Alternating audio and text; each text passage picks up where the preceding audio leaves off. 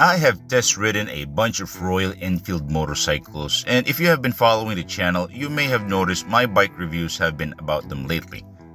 From the adventure-ready Himalayan, the more recent Hunter 350, their take on a cruiser in the form of the Meteor 350, and their flagship unit, the Interceptor 650.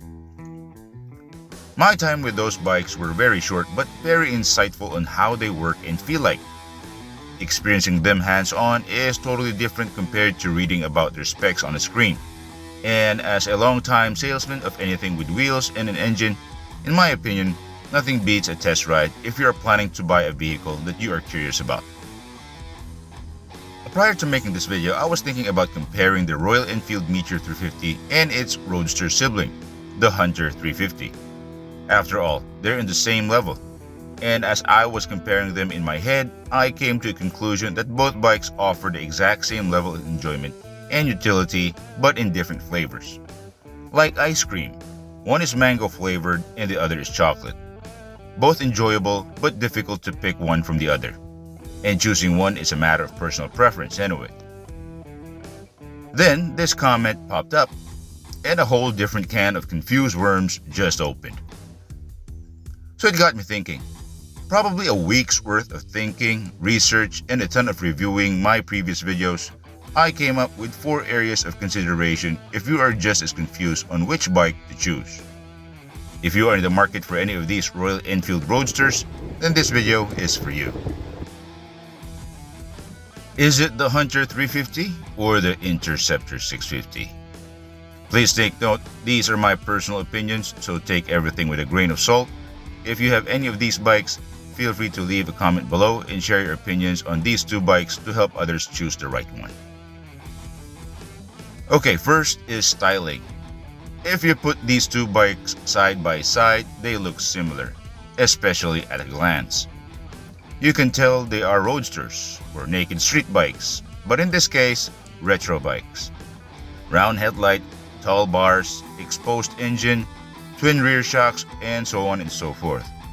But if you stare at each bike, you will see a lot of details that make them different. The Hunter 350 has modern touches here and there, from the 17-inch alloy wheels, the ultra-short wheelbase, the asymmetrical gauges up front with a very informative digital display, blacked out engine, and the modern styled graphics and paint job. And with these modern pieces, the Hunter 350 is more appealing to younger riders who want a good-looking retro with modern features. The Interceptor, on the other hand, is a bit more faithful to what a motorcycle looks like back in the 60s and the 70s.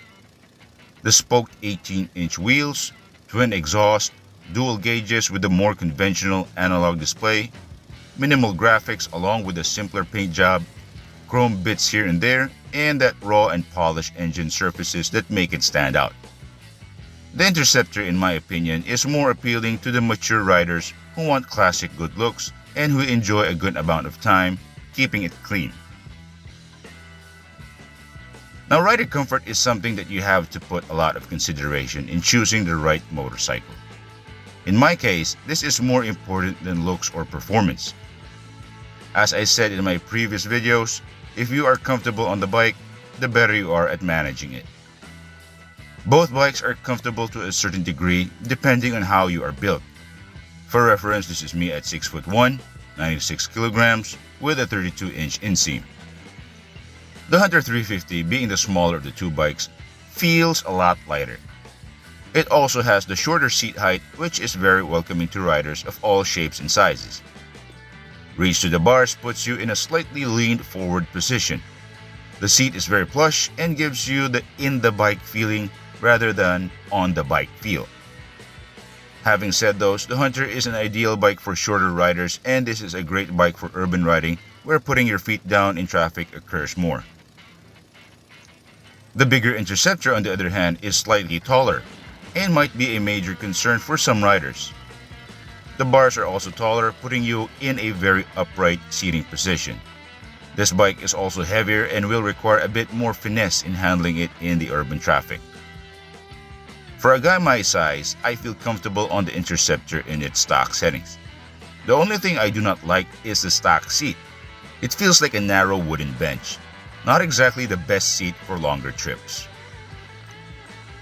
For overall performance, both bikes offer decent real-world performance. Not too powerful and not too slow either. Just right for their intended purpose, but both bikes have their edge over the other though.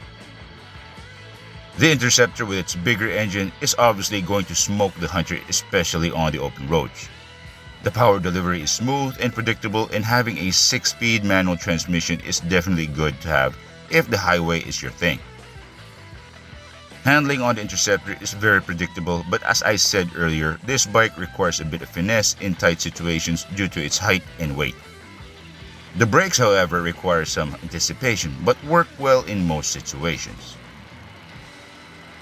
The Hunter 350, on the other hand, is definitely not going to win in a drag race with just 20 horsepower and a 5-speed transmission. But its edge over the Interceptor is its lighter weight, quick handling, and in my experience, the brakes are pretty powerful for a bike this size.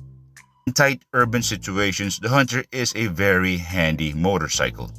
And with the modern 17-inch wheels, I can say this bike is more stable at corners. If urban riding is your thing, or if you like being aggressive on tight, twisty roads, then this bike might be for you.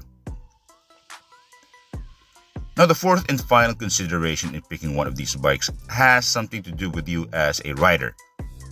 Both bikes are capable of commuting and longer trips given their limitations. Both are good-looking bikes that are guaranteed to get stares of admiration. But you as a rider, well, basically you are the major factor in choosing the bike. If you're a newer motorcyclist who wants to develop your riding skills, then the Hunter is a great option to grow on. Quicker handling, manageable power, and comfortable ergonomics will inspire confidence. The bigger Interceptor is also an awesome bike to have, but in my opinion, this is more suited for the experienced rider who wants a fun middleweight bike capable of commuting and better geared for longer trips.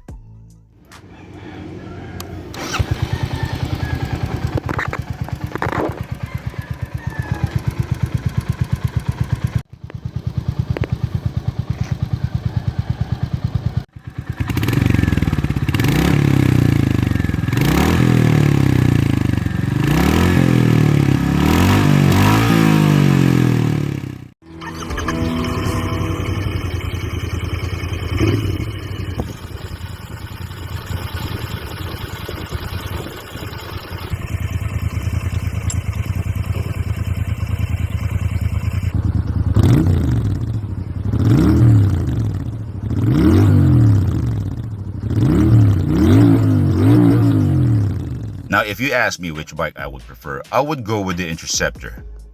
The size fits me perfectly, and I like having the extra power on tap. The handling and comfort issues can be addressed with some aftermarket components. And since I do not ride as much as before, I would like to have a bike that looks good in my garage and to cruise around when the time permits. Anyway, that's it for this video. Give it a like if you found this informative, and consider subscribing. As always, see you next time. Bye.